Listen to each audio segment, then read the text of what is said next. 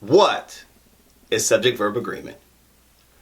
Subject-verb agreement is the idea that a verb must be transformed into the number and person indicated by its subject. The subject is that which performs the action of the verb. It should be noted up front that different cultures have totally different forms of English verb conjugation, and that there's really no conjugation that is neither right nor wrong. There are merely conventions that are more acceptable or appropriate depending on the setting.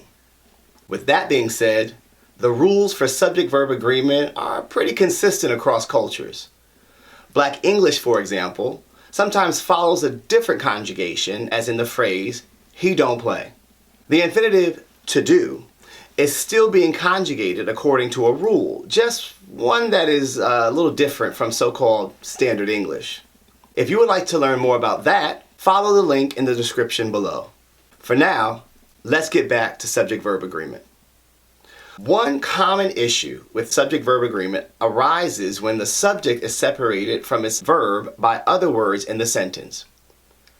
For example, in the sentence, the possible extinction of bees is a serious threat, the infinitive to be is conjugated to is and not are because it modifies the word extinction and not the word bees. In the sentence, the wolves in the pack are fierce. The infinitive to be is conjugated to are and not is because it modifies wolves and not pack.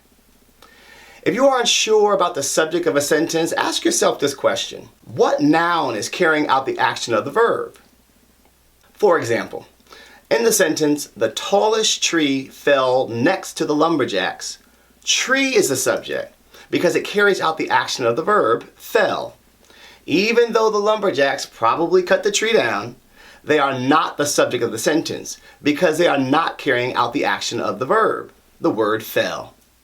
Subscribe to Colburn Classroom and be on the lookout for new videos.